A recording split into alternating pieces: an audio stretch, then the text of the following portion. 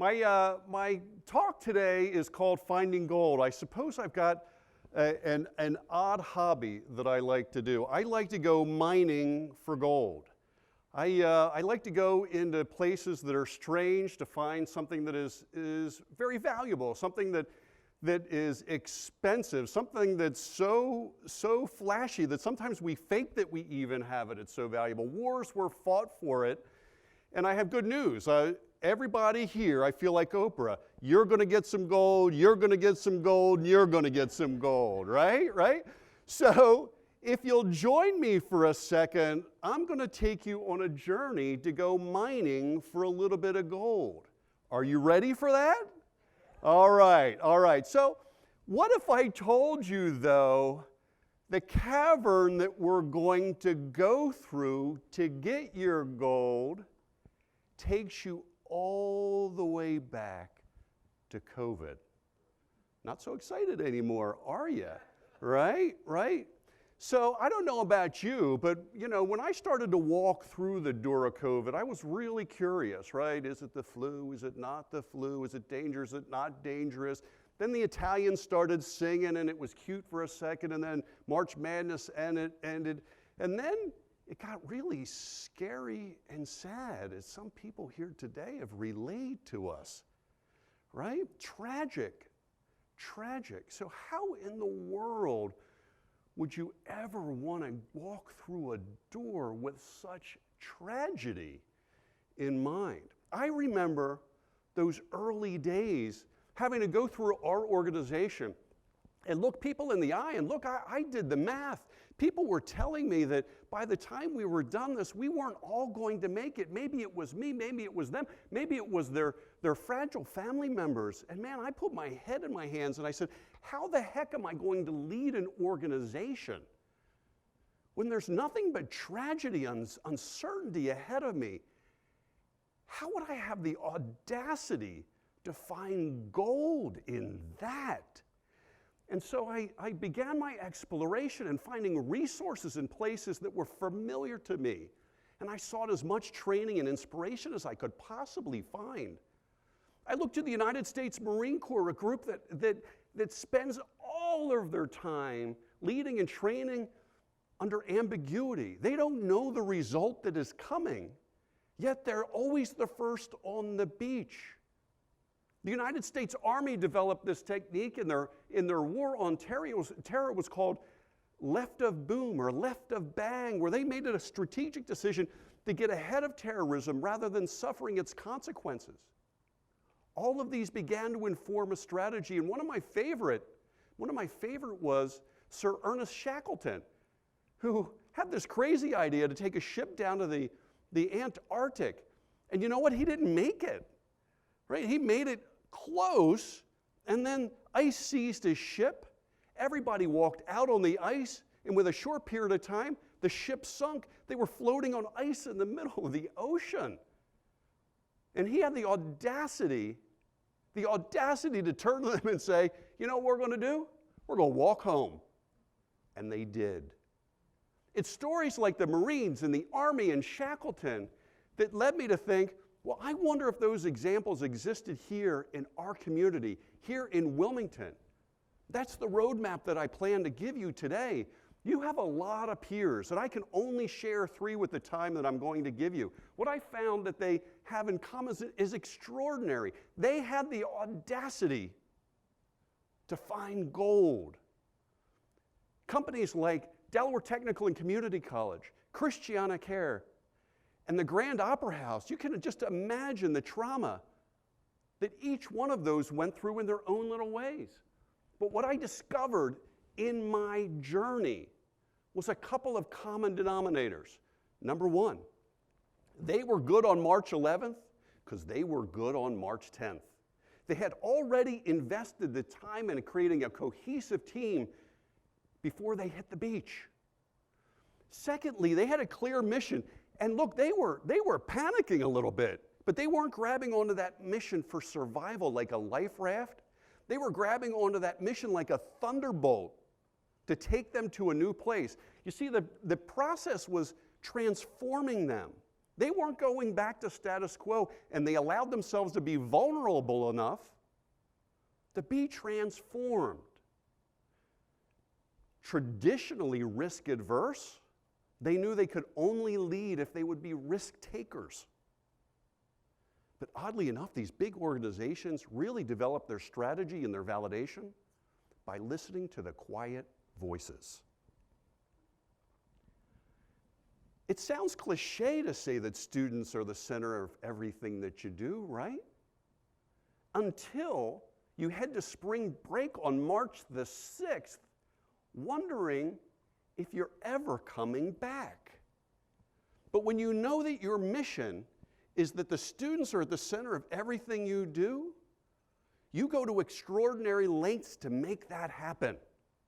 In 2 short weeks, that cohesive team forged a plan that had 2 brilliant steps. One, they just, like Ernest Shackleton, they just needed to get to graduation.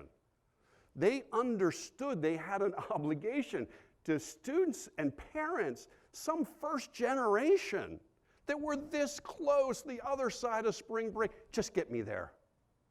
And they cobbled everything they had together just to get to graduation. And a brilliant graduation they had.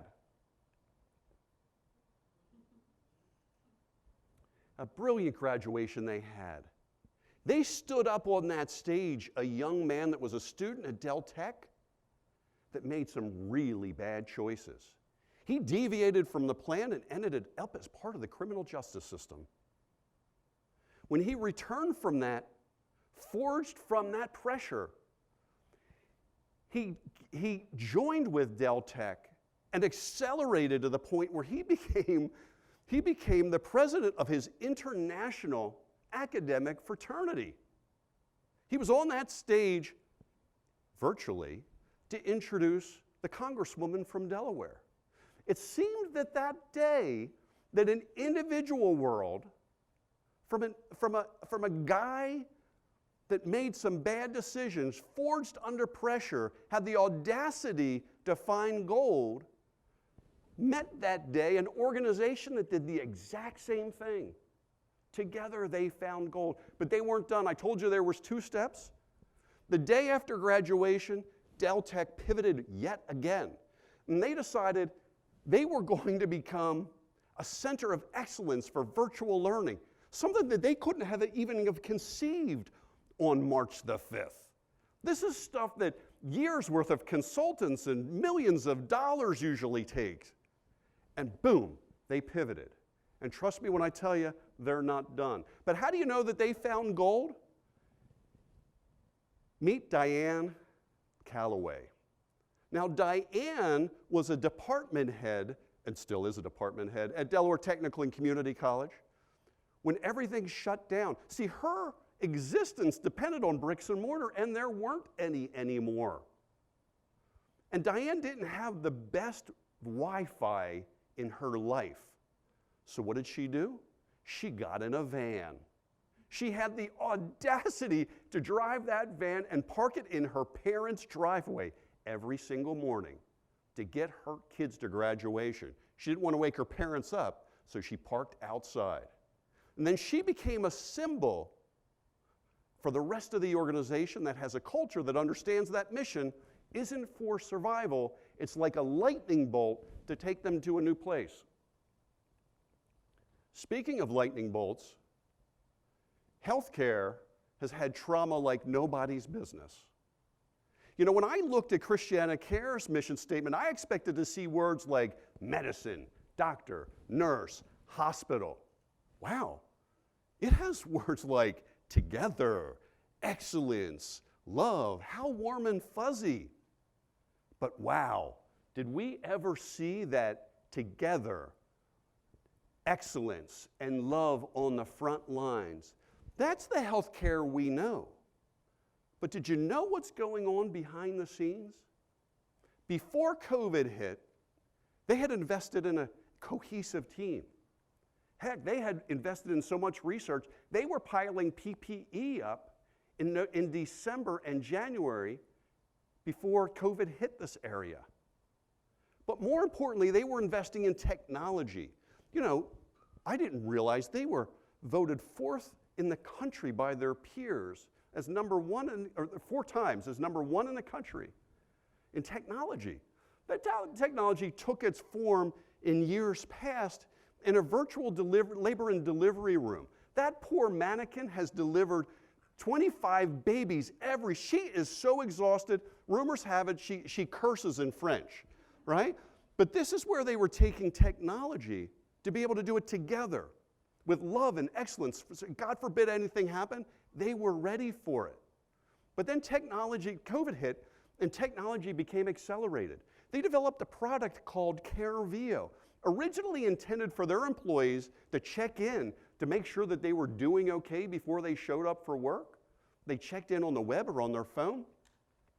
Suddenly, it became a commercial application where thousands of businesses around the region were suddenly getting their employees to check in before they got in the car to come to work. And if they weren't doing well, they were hooked up with a virtual experience to try to get them over that hump. Well, then that accelerated, right? Can you imagine that kind of technology when applied to mom? Imagine if mom could stay at home and reach the doctor, right? Or God forbid you have to go get mom to get her in the car, and if anybody's been through that trauma, you know how much technology could change that world. More importantly, what if technology took us places? Could you imagine if it took us into the streets with the homeless or into community centers where it's cost prohibitive to invest a lot? Could you imagine if it took us to that place? Could you imagine if technology was being invested in mental health, where during COVID we had a 50% increase in the risk rate? But remarkably, could you imagine a decrease, a dramatic decrease in the no-show rate because the technology took it privately where you were on your terms? Well, I can tell you, these are the results that were accelerated during COVID. Unthinkable in December and January. They found gold. How do they know they found gold? In simple, quiet voices like Lewis. Lewis resides as a counselor in the Center for Hope and Healing, where some of our community's most vulnerable are located. Can you imagine knowing that technology, that togetherness, that excellence, and that love is residing in that guy? Imagine what he can accomplish now, accelerated by the pandemic. My last example is one of my favorite because this is an act hard to follow. You see what I did there? It was an act hard to follow, the Grand Opera House, right? They have a huge mission statement. Well, what pops out at me as people don't know is their focus is on economic vitality and lifting the human spirit. What about shows? What about Broadway? They have a mission statement about economic vitality and lifting the human spirit, right? Ironically, on March 10th, they had produced, or they had put on a Broadway musical at the Playhouse. Guess what it was called? The Play That Goes Wrong, right? When the state of emergency hit, not only was this show taken off the stage, every show was taken off the stage. Millions of dollars of investments in shows, in people, in future audiences, gone in one night, right? Imagine what economic vitality and lifting the human spirit looks like when you have no economy and you have no humans. They survived a little while during the PPP, but later on, their staff was reduced to a skeleton crew who then had their wages reduced. But they didn't quit. Those people became the quiet voices resetting the strategy for this community. You know what they did? They put on a show. They said, if the economic vitality and the human spirit isn't coming to our building, we're going to go to them. And so they erected a city right in the middle of it all, on the Wilmington waterfront, on their own time, as volunteers, staff, volunteers, ushers, board members, furloughed workers that used to work there, volunteered 2,100 hours to create this. They wanted to see if they could do two things. If they could fill the restaurants either in person or through takeout by creating economic activity. They grabbed that mission not like a life raft, like a lightning bolt, and lift the human spirit. People that were stuck in their houses, scared to death to go out, maybe sick themselves. Maybe they could get in a car. Maybe they could smile. And maybe they could smile. And maybe they could smile. Tell me that those quiet voices didn't find gold in this community. Cohesive teams, every one of them before March 11th. They had clear missions that they didn't just use to survive. They latched onto them like lightning bolts to take them to a new place because they allowed themselves to be transformed through crisis. They were risk takers where they were used to be risk adverse. And they listened to the quiet voices. Can you imagine these were the faces of COVID? These organizations found gold. And when they found gold, we all found hope. Thank you.